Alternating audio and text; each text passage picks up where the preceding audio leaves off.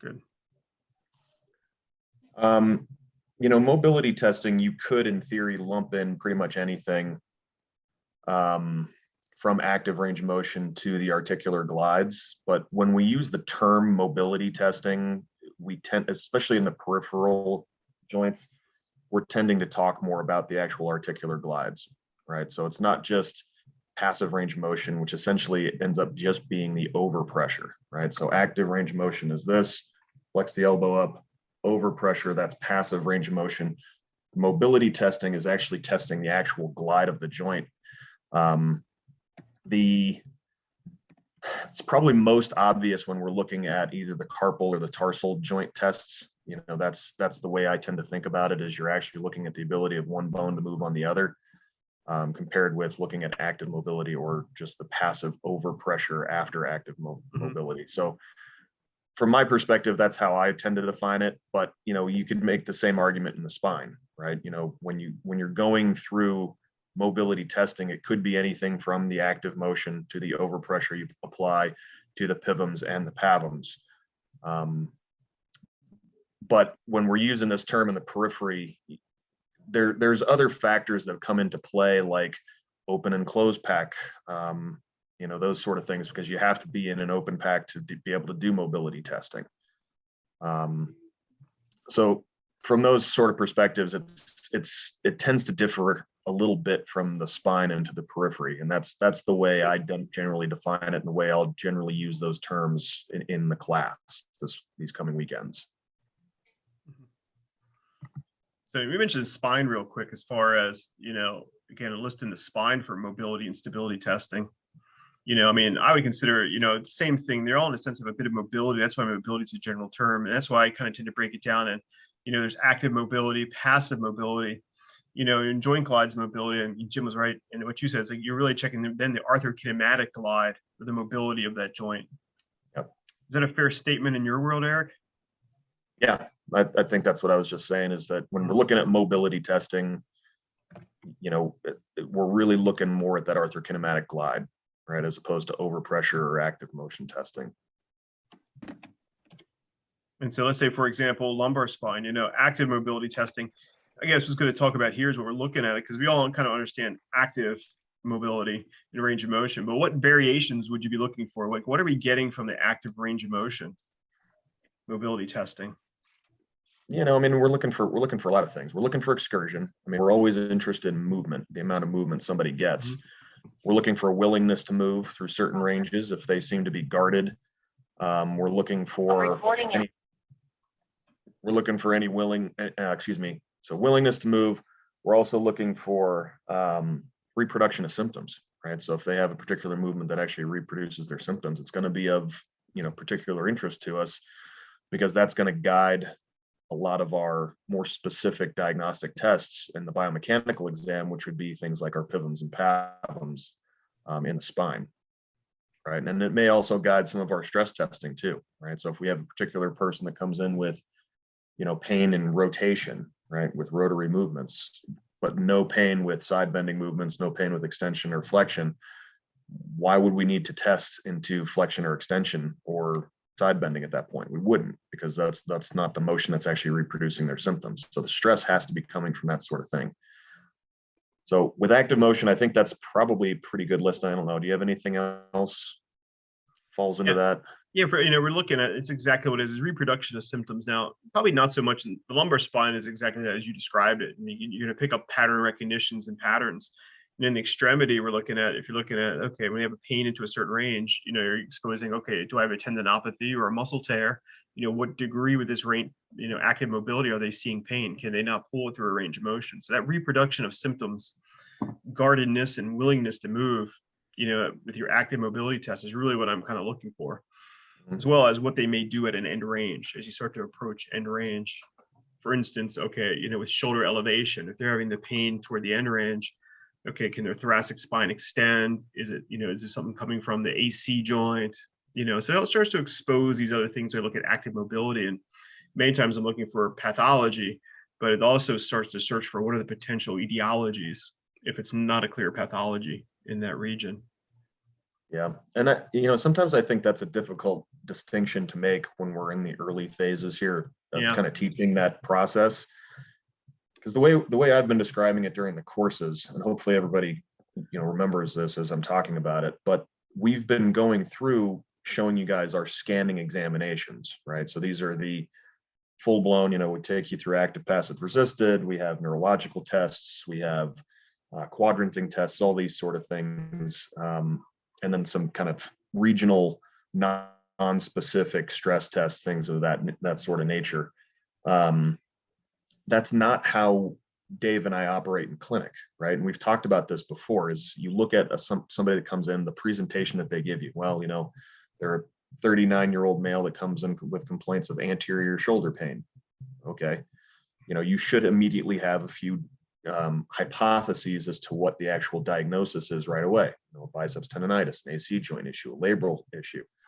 Those should immediately crop up, and then your brain should start differentiating. You know, if I have one versus the other, what kind of questions might I be able to ask? What kind of subjective information can I, you know, weed out of these people to tell me it might be one of these more likely than the other, right? So, you know, clicking, for instance, asking about clicking would tend to, you know, be a differentiating question for a labral tear.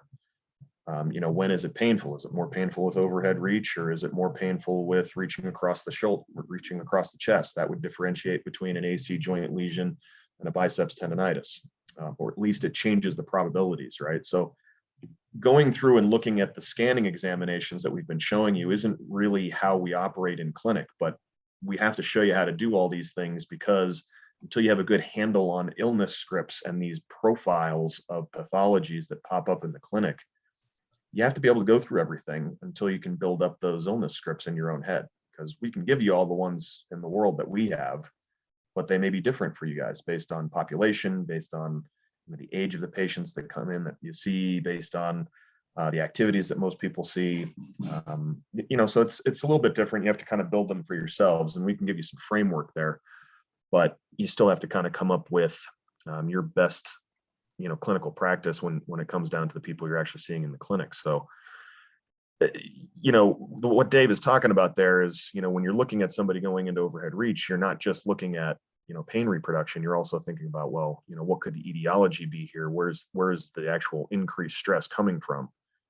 It's a little different when you're still doing things in the scanning exam world. You know, when we're recommending go through the whole scanning exam, make sure you're getting a clear delineation of, you know, kind of the, you know, are they appropriate for PT to begin with? You know, what is their current neurological status, you know, in case there's a change, and then building a working hypothesis off of your scanning examination, right, before going into a biomechanical exam.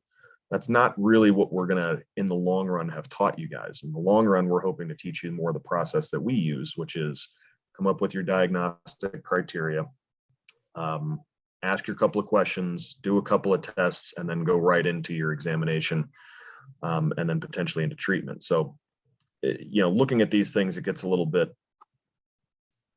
tedious because you're looking at it from the outside in so far, but we'll get it there. And that's kind of what these next couple of modules will really do, is help kind of build the platform where you guys can really start doing that stuff.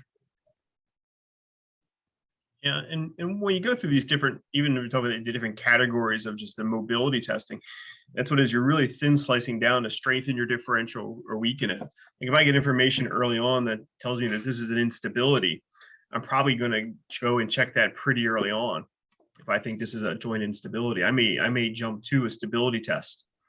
If I think it's something with like an ulnar collateral ligament or a lateral elbow, or, you know, a rotary dysfunction in a knee, I may go right to my stability test and say, okay, that is stable. And then I'll continue to collect the rest of the data because my hypothesis has been strengthened by that piece of data. Again, always take into account at some point, probably by the end of that session, I've done most of the elements of a scan exam.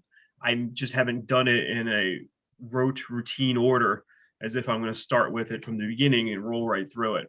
I will focus on my differential diagnosis, you know, kind of hopefully rule it in. And then once I've done that, again, the rest of my, you know, joint arthrokinematics or active mobility tests then become either strengthening my hypothesis or searching for etiologies of what else is contributing to this above or below that segment or at that segment itself.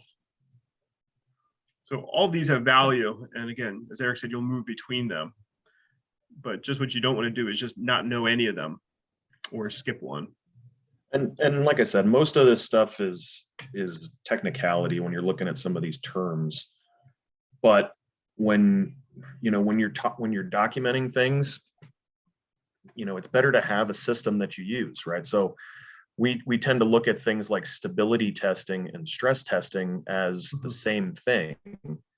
Unfortunately, it's not always the case, because stress testing in theory can show you an instability, but you're really using stress testing more to look for pain reproduction, right? Versus stability testing is more specific to an instability.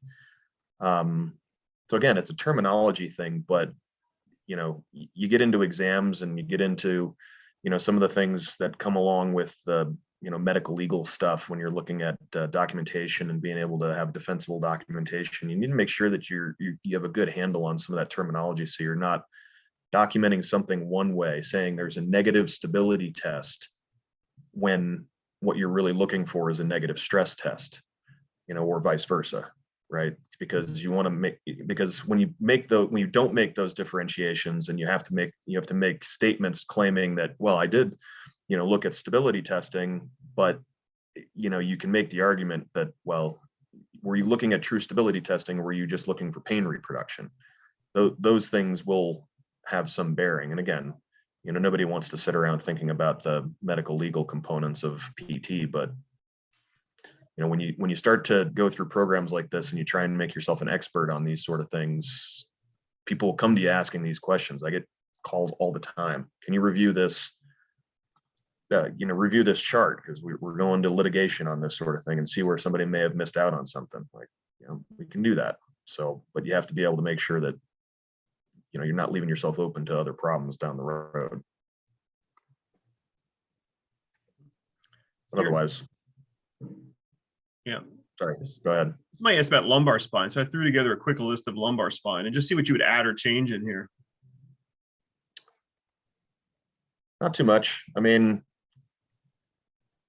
for stability testing, I know Jim doesn't. We talked about this, that in class, that Jim doesn't do a lot of the actual anterior posterior shear, lateral shears, all of those sort of things. I keep them in there. I still teach them because I think there's more value to them than just the stability component of it.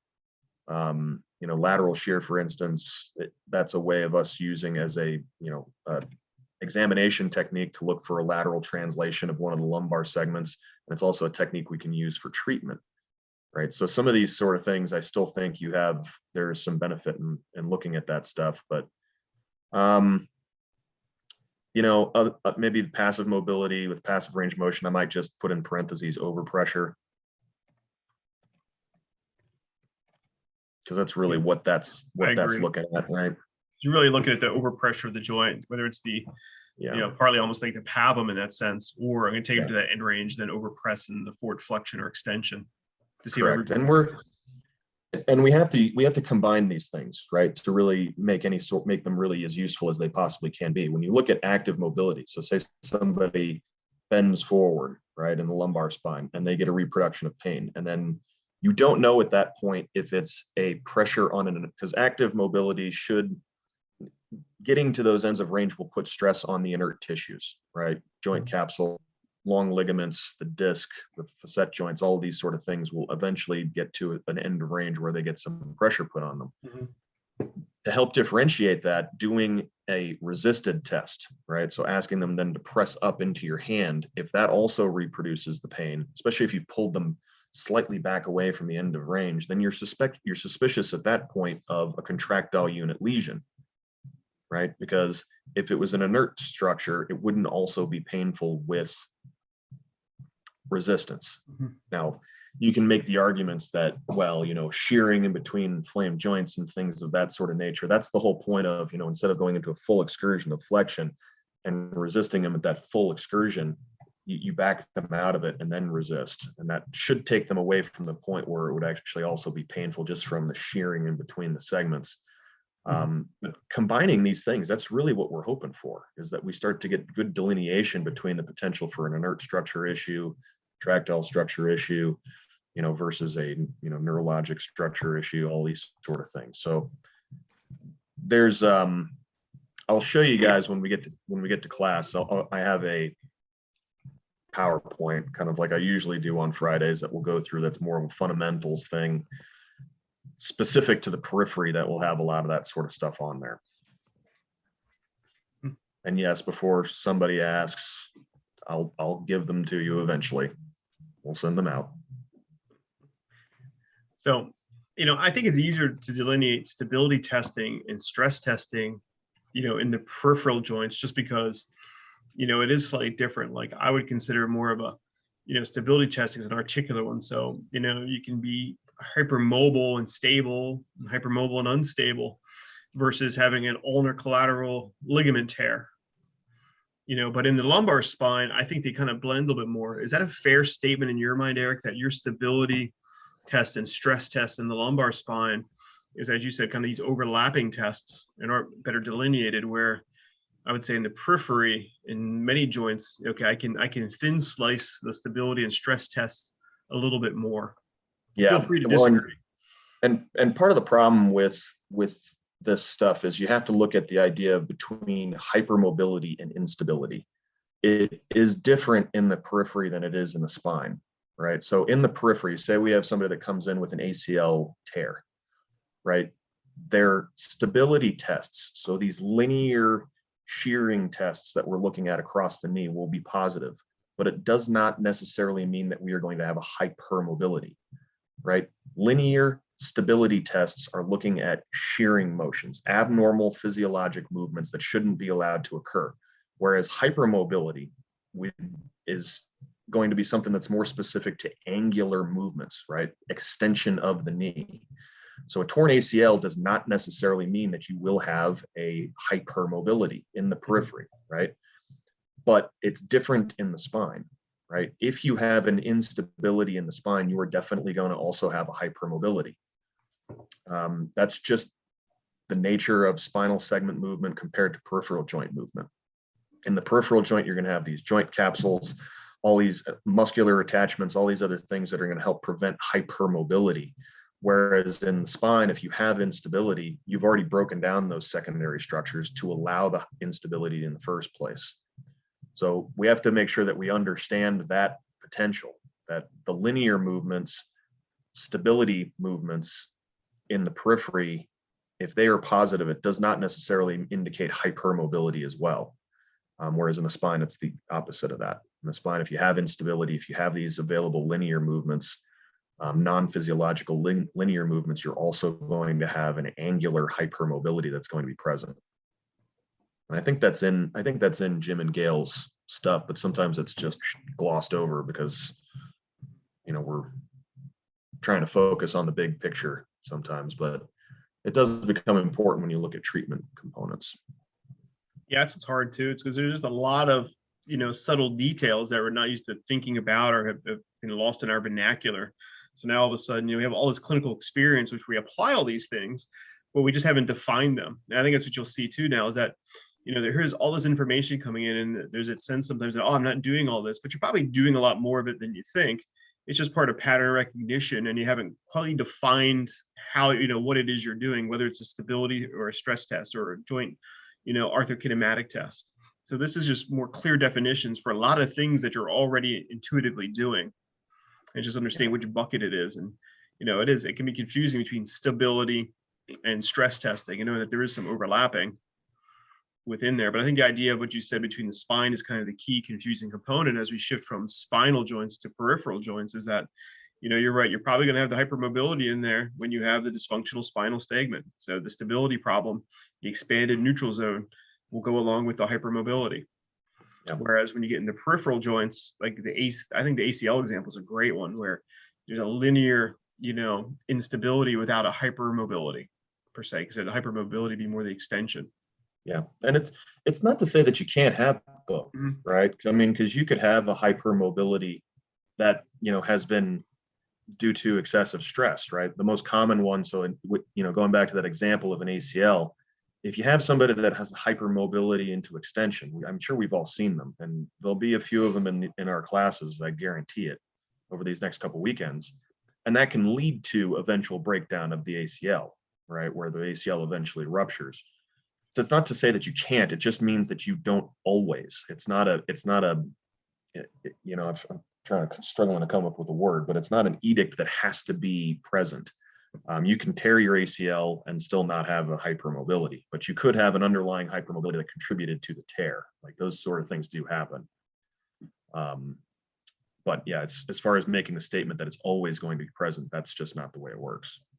So Deb had a question on here about difference between lumbar stability testing versus lumbar stress testing. Well, the way I look at this is lumbar stress testing is you're looking for reproduction of symptoms, right? So that is your PAs, your torsion tests, compression and distraction tests. Those are those generalized regional stress tests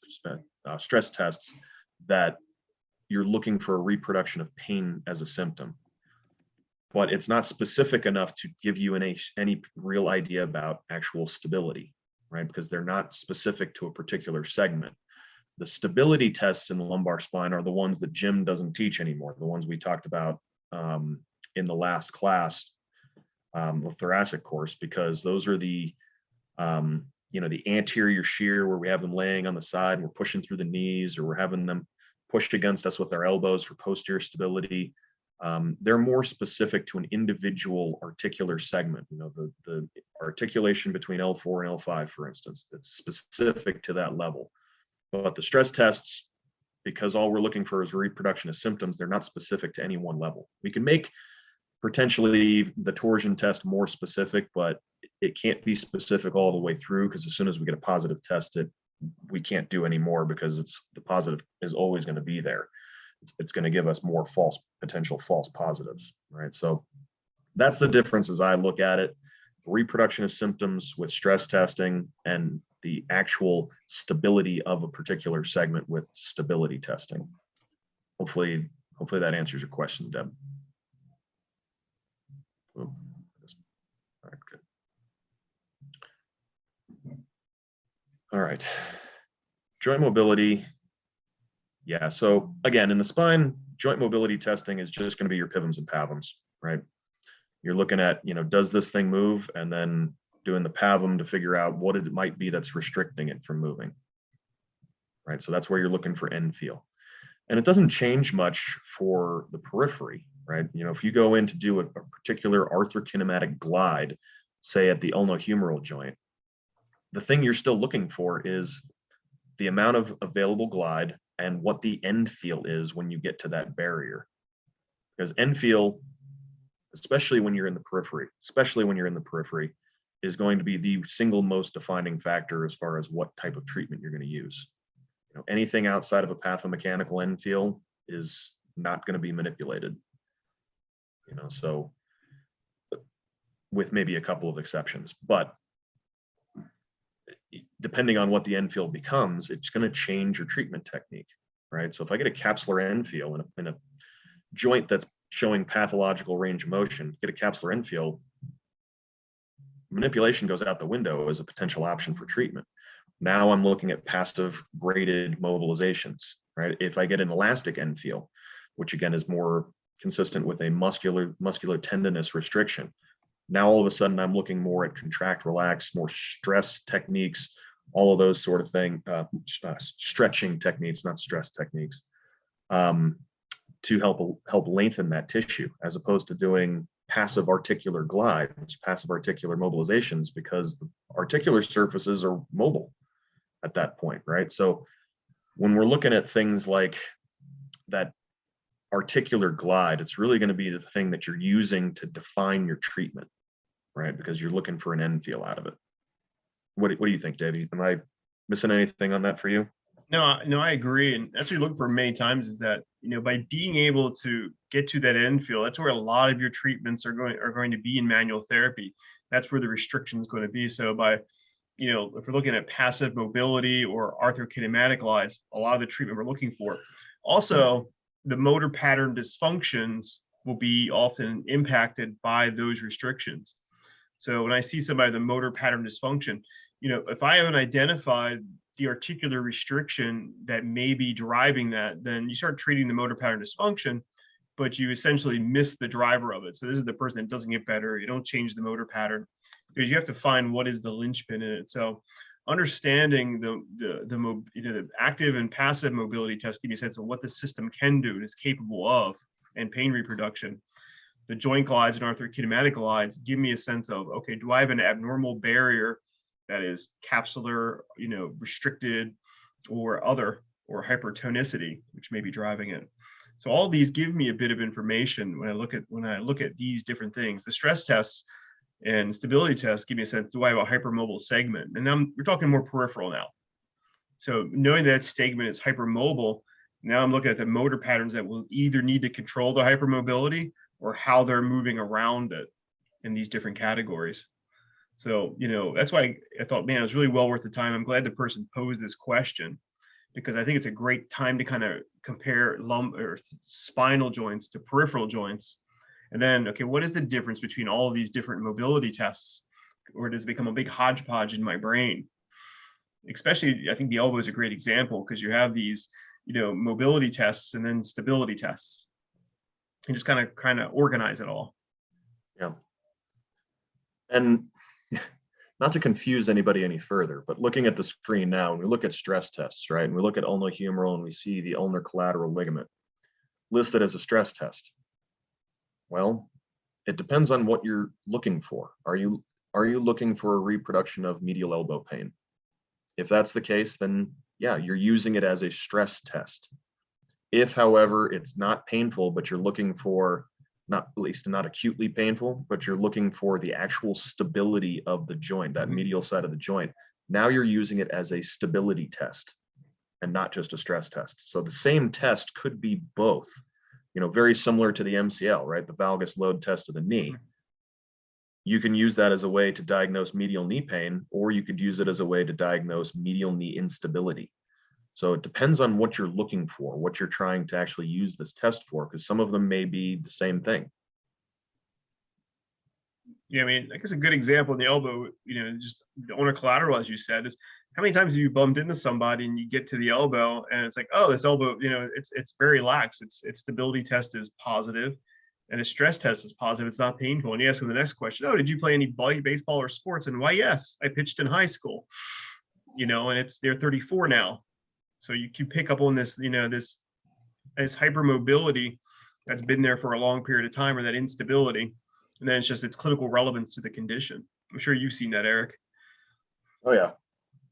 Yeah, I mean, I had the worst of all of them, where I had somebody come in that was complaining of elbow pain, and I'm looking at them and I'm just like, oh, this thing is totally jammed up, and you guys will get the cluster for what kind of manipulations you can do on the elbow for the ulnohumeral joint. And I was just like, oh, this is a big problem. This must be what's causing the issue. Did the manipulation, lo and behold, oh, they did have a ruptured ulnar collateral ligament, and that the joint had essentially sublux to create some sort of stability, and it just made things much worse. So, sometimes you have to kind of look at that from a perspective of like, well, what are they trying to get back to doing? And is this really going to be, an issue for them going forward, right? You have to make sure that you're actually looking at what you think you're looking at. That was not a pleasant thing. They were not happy with me. No, those moments suck. I'd be right up there with when you go to manipulate a rib and it's unstable, and it goes because of whatever. You'll see it. It'll happen eventually. I've been very lucky and haven't done that, created instability. I've seen it happen a couple times. Gail tells a nice story about it too. Well, and Jim goes into, he has a whole, I don't know if it's in the peripheral course manual or not. I haven't gotten back to part of that yet, but he has the whole thing where he discusses the different what would he call them, different theories on joint restriction, right? So what creates the barrier, and how you have to, the different theorems. So hypermobility versus instability versus neurophysiological, all these sort of things. And he's been championing this for years, and I really like the theory that of the what's he call it, the dual phase or the biphasic. It's phase transition is the term. Phase transition, there it is. Phase transition theory of joint mobility, where you have an unstable joint that will sublux and be, so it's either subluxed and totally jammed, or it's unstable. There's no in between for these sort of things, right? And so the idea is that it's so unstable that it slides into a bad position, gets itself jammed up, and now it's hyper stable. And people like us come running around and we're looking at things and we say, oh, well, this must be part of the issue. We manipulate it. Now all of a sudden it's unstable and it's a big problem again. So that's one of those kind of dichotomous problems that we run into with PT sometimes, is the body will oftentimes try and find some sort of stability. So again, you got to be able to kind of trace the force vectors, right? So, well, here's this and here's that, and it should be the complete opposite, right? So if we're looking at somebody that comes in, for instance, with lumbar pain, right? And the pain is with extension, for instance, right? And somebody comes in and they have a flexion hypomobility, an extension hypomobility. So this thing is jammed into flexion. Essentially, this thing is not capable of going in the direction that's actually reproducing pain for them. Right? Does everybody understand that? We have a facet joint here that has gone up like this and has gotten stuck in this position. But as far as their pain goes, their pain is going in the opposite direction. Right? Their pain is when whatever segment is painful is going in the opposite movement. And so you have to be able to trace that force vector, saying like, well, what is going to force these segments into this painful position? So you can go in and manipulate this thing and get it freed up. But now all you're doing is you're pushing it into the direction that would actually be painful, right? So yes, you freed this thing up, but was this adapting to help protect another segment or something of that sort of nature? So you have to be able to kind of look at what the force vector is. Sometimes it's actually creating the pain, and kind of understand like, well, I could go in and manipulate this thing, but this might actually be something that I don't need to do because this isn't going in the direction to cause pain anyway. It's more likely to be a hypermobile segment somewhere above that's doing the damage, but it should be in the same direction, into extension. If that makes sense. Because that's essentially where, I fall apart in this patient with the elbow, right? As I'm looking at it thinking like, wow, this is an issue here, but it's not the direction of that's causing their pain. So those things happen. Sometimes you get drowned out and you get blinded by the thought of, if I just manipulate this, I'm going to cure all their problems, only to realize that you've just discovered another one that maybe they didn't even know about. Yeah, so it's kind of like that.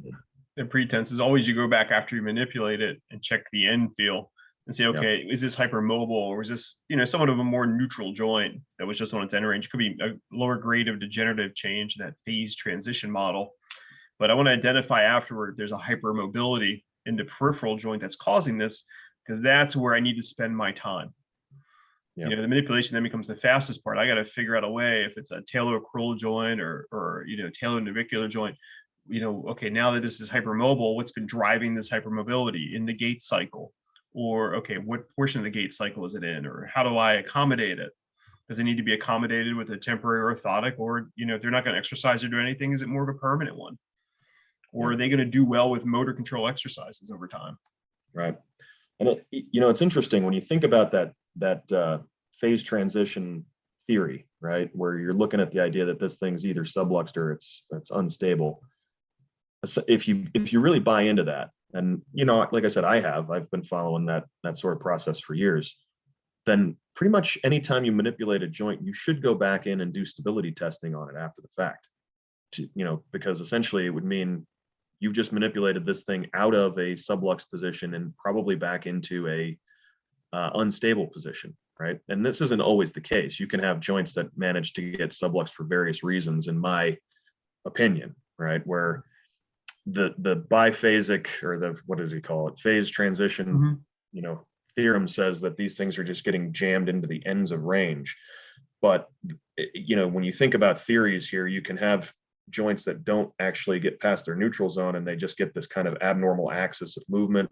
Some of that can be caused by muscle, some of it can be caused by awkward movements or unguarded movements, things like that. You think of somebody that twists their head and sneezes and throws out something in their mid-thorax, things of that sort of nature.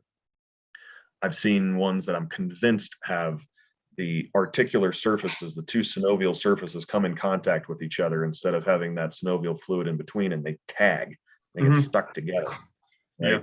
Yeah. I'm convinced that's one of the major causes of talocrural subluxation, right? But it's not off its rocker, right? It's not off, it's not slid past its barrier. It's just kind of gotten stuck together.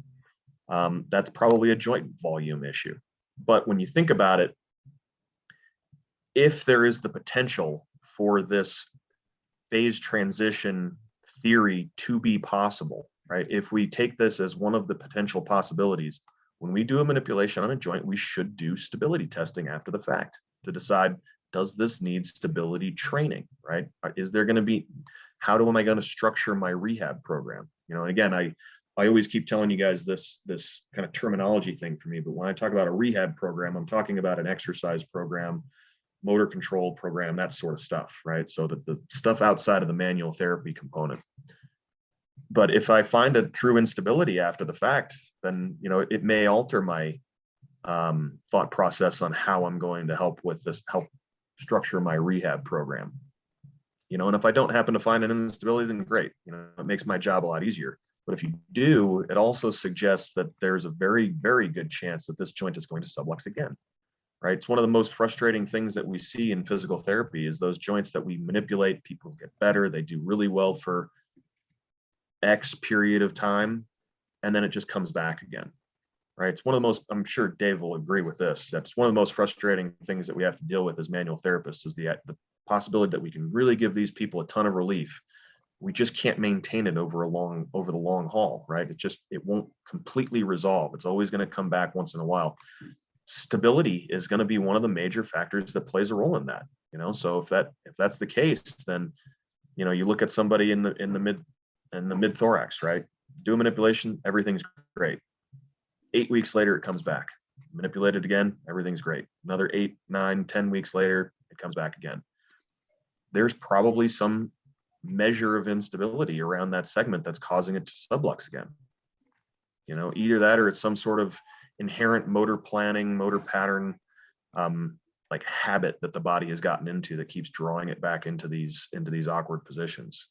We talked a little bit about that one in the thorax being respiratory patterns, the movement of the rib cage with respiration, things like posture, those sort of things. Those are inherent body positions, body movements that people have to have, right? You always have some type of posture. You always have to be breathing. You can't get away from those things. You can try and retrain them. But those are some of the reasons that these things might come back. Outside of that, it could be a stability issue.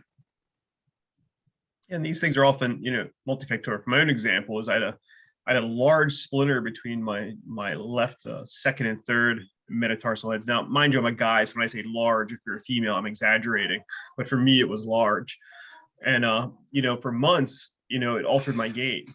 And actually almost outward of a year. So whenever I go to a course and do something, I could always have them manipulate my my subtalar joint because it was inverted all the time and stuck because I did not want to roll my weight over that spot. So anytime I'd go anywhere, I'd have to get it manipulated. Or when I went back to running, I'd have to get it manipulated regularly because my natural gait cycle, my adaptation was to move around it. And it wasn't until I kind of got over that urge or that motor patterning that it stopped subluxing. So something as simple as that is going to alter a movement pattern, whether it's the foot or the upper extremity. You'll see that altered pattern, and then you'll start to see that recurrent subluxation.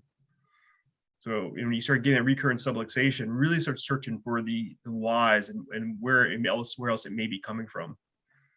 But that could have easily done things to my hip and my knee if I kept running. Yeah.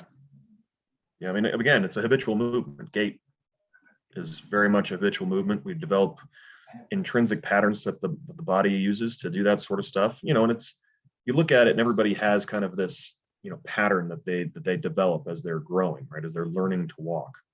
And it should be kind of an ingrained thing. I mean, everybody, you know, not everybody, but most people will eventually learn to walk, right? So the body puts together its own particular profile on it. That's what we use. It should be very efficient.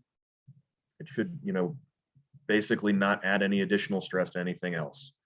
Problem comes when we start developing compensations. We get a stiff ankle, and now all of a sudden we have this vaulting in our gait, where we're operating with this kind of leg length, artificial or functional leg length discrepancy, these sort of things. So the body has to adapt. Flattens the foot, it everts the calcaneus, it hyperextends the knee, it anteriorly rotates the innominate. Any one of these things, now all of a sudden your gait pattern has changed and it's become habitual, right? Because your body can't get away from the adaptation it has to make.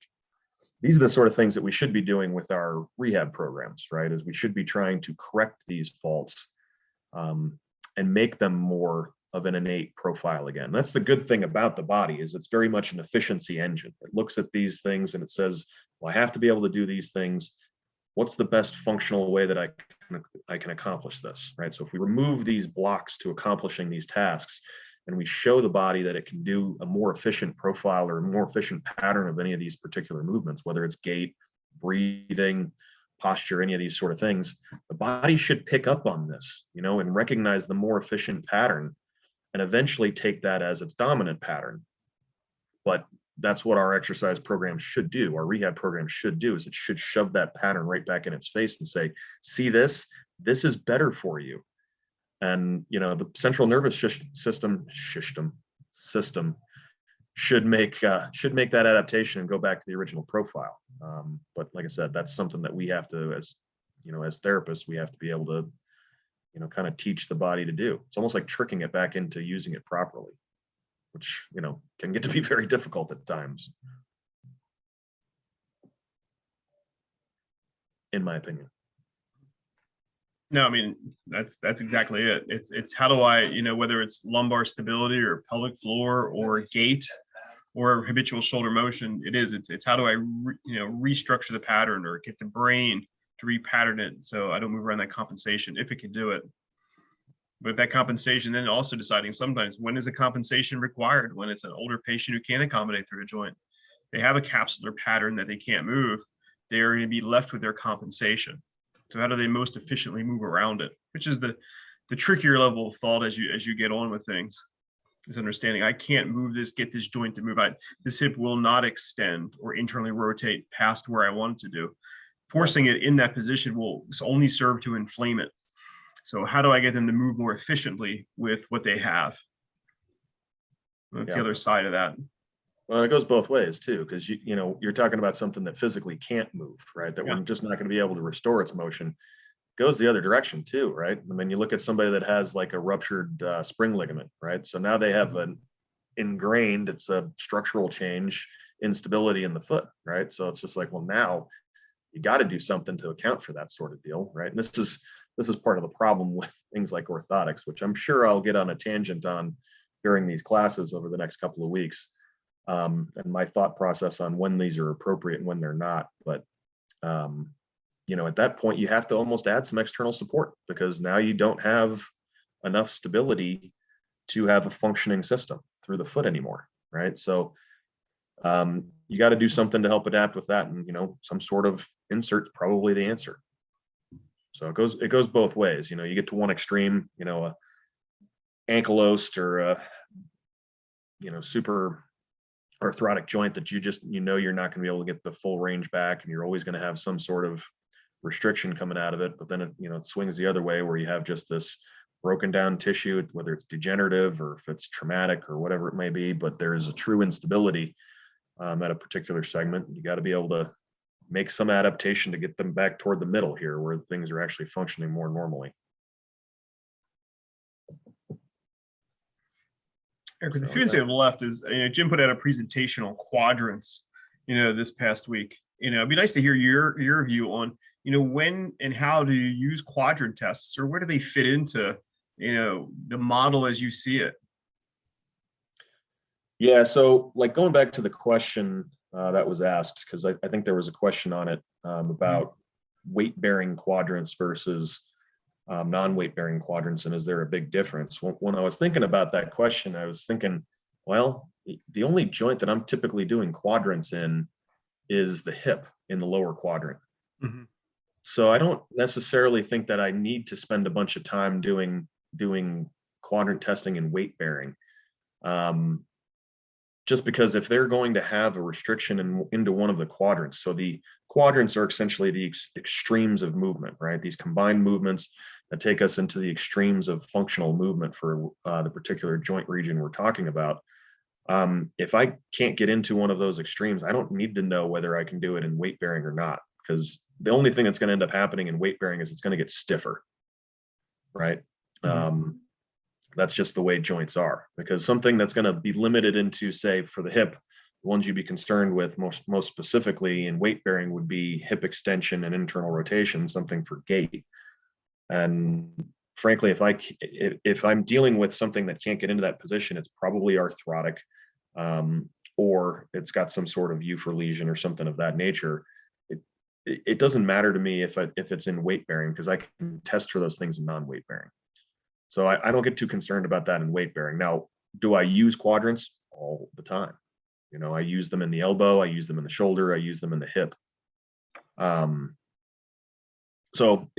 For me, they're a great screening test. They're something that I use a ton, looking at, do I need to examine this body region further, particularly in the elbow and in the hip. Those are my two go-to tests for quadrants in the periphery, because they'll give me a lot of information.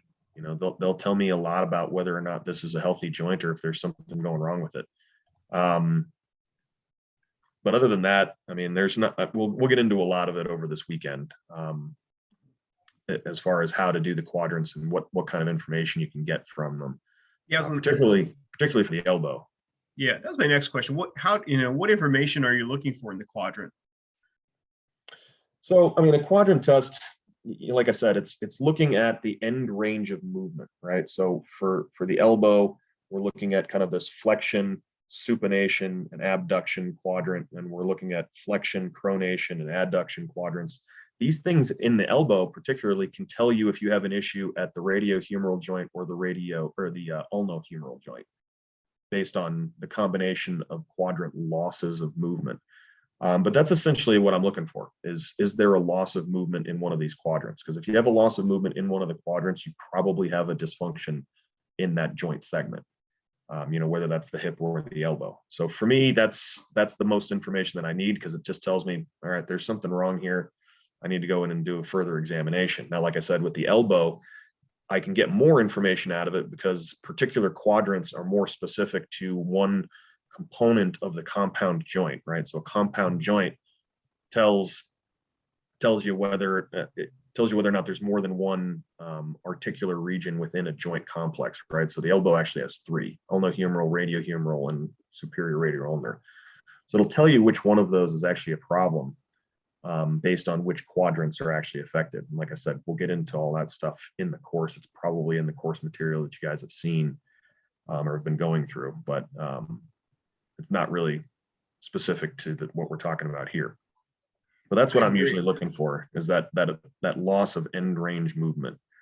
It's really easy to tell at that point if there's something going on.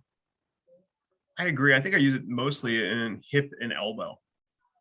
What I'm going to see, because I kind of know what I'm expecting the hip and the elbow. You're right. Since you have a compound joint, it really does. It's a screening procedure where, if I use it as a screen, or if I find nothing to go in there to see, okay, do I have this abnormal feel as I go into this quadrant? Is there, as Jim called it, like you get this bump or this clunk, and you know that, okay, if I'm taking that joint in flexion and supination, and basically it would adduction, which would abduct the ulna, and I hit an abnormal bump, I wanted to kind of sense there. That's more of an ulnohumeral test. So it's an ulnohumeral restriction versus in pronation of that position, it'd be more of a radiohumeral. So if I know that this glide should be nice and ovoid and clean, and I hit a clunk or a bump, then I know I have a joint which is not resting in its optimal position, or I have something going on there. Yeah. And Mark had asked a question on that on the chat here about the bump that's in the extension quadrant for the shoulder. Jim says it's normal. It's just the ability of the glenoid to stay on. It's not the glenoid, the humeral head to stay on the glenoid in that position. You're going to get a little bump as that kind of relocates as it's moving around. Because again, we're talking about a relative discrepancy between the size of the humeral head and the actual size of the glenoid surface. So that's what that comes from. Yeah, and it's just knowing that what is normal, there's a normal bump, or this is the normal feel, versus, oh, I hit another bump and that's abnormal. It's not where it should be. It's an outlier. And that's where it kind of stands out. Like I do the elbow scan, I don't think about it, but if I bump into something, then it gets my attention. It's kind of like something in driving where you're kind of spacing out and driving, and then all of a sudden something quick moves in the periphery and it catches your eye. Yeah. And my elbow scan is probably the equivalent. My elbow quadrants are probably the equivalent of that. And that if something stands out to me, I notice it. But if nothing stands out, then I kind of move on. But it's not probably, I mean, it depends on my mood whether I do it early in the thing, but normally I'll test the other things first. And sometimes I'll start with the quadrant just to mix it up. I'll almost always start with a quadrant with the elbow. So when I go in and have somebody come in with complaints of elbow pain, the first thing I do right off the bat when I'm doing my examination is an elbow quadrant. Because if the elbow quadrants are clean, then there's only really two other options for problems. There's a problem at the wrist that's affecting the musculature up to the elbow, or it's something coming out of a superior segment, something either in the neck or maybe potentially in the shoulder girdle. But if I look at that and I say, boy, my elbow quadrants are really clean. There's no restriction. They're symmetrical one side to the other. The odds of me having an actual biomechanical dysfunction that's affecting whatever this pain response is in the elbow is very slim at that point. So it takes me out of having to do all these different tests and stuff for a 3-joint complex, which is, can take some time, right? And what you don't want to do is you don't want to spend 20-25 minutes going through testing all the articular glides of the different components, doing all these different stress tests and resisted tests and all these sort of things for the elbow, only to find out, oh, these all actually move pretty well. I'm actually dealing with something that's coming out of the cervical spine here. Well, I wish I would have thought of that earlier and not spent all that time. Well, by doing the quadrants right off the bat, and I'm looking at it saying, this is pretty clean, I don't even have to go in and do anything else to the elbow. I'm going straight down here looking at the wrist because that's an easier fix than coming up here and dealing with the neck. And then if there's nothing down there as far as movement restriction that might be causing an insertional tendonitis at the top end, then I'm immediately coming up here and I'm checking the neck. And that may be something as simple as me going in and doing muscle testing, right? Because I could be essentially my first hypothesis at that point would become a segmental facilitation. At least that's the way I would view it. I don't know, maybe I'm simplifying things too much. What do you think, Dave? I think it's good to describe it because, with you having all that information and you having a paradigm in your mind of how to use it, the quadrant test is a very easy way for you to go in. And like I said, it's like driving. Your quadrant test comes up negative, you're moving on pretty quickly because you feel pretty comfortable. But this course is about developing that skill so that at module 8, you have that ability to kind of go between the two of them and pick the one where you can interpret that information from. But it's just, what we want to do is be clear is that not to make the expectation for you always to be that, oh God, I got to be doing it exactly as Eric is doing it. You want to develop this system and understand it. And then all of a sudden in module 8 or by time it comes over practical time, you'll be amazed at how much of this is just automatic and how well you do. But, don't torture yourself too much psychologically with where you are right now as you're learning this, because really after this module makes a big difference because then you have all the skills. Yeah. All right. Hope this was helpful today. I thought, the question was that. That's why the question is the gym. And I would encourage you to send them, even if it's just your biggest frustration, because it's helpful and handy to go over these things. It's useful to review it. And if we can solidify something like this and you just get 100% on it, it makes that next step easier. But if just something like this is just not clear in your mind, we're happy to go over it. So I thought this was a really good one for today, just to kind of tighten up heading into the peripheral module, because there is that difference between how you look at a spinal segment and how you look at a peripheral segment. And if you come in here and you blend them all together, it becomes a hodgepodge in your mind. Yeah, I think it was worth talking about. I mean, some of these, I mean, they're terminology things in most cases, but once you get some of that stuff and you don't have to spend so much mental energy thinking about, what does this term mean? You just hear the term and it just clicks into your head. It makes the concept stuff seem way less daunting, versus having to sit there and kind of look at the word and decipher what that word means in order to understand what the concept is trying to tell us. So like I said, I wouldn't get too worked up about if it's just not quite clicking in your head yet. You know, we're going to make every effort come the classes, come once we get to the weekends anyway, the course on the weekends, to make them make more sense for you. At least hopefully we will. I think Deb asked about the ankle, and I agree. It's more conjunct rotations down there than quadrants. Yeah, it's not really a quadrant.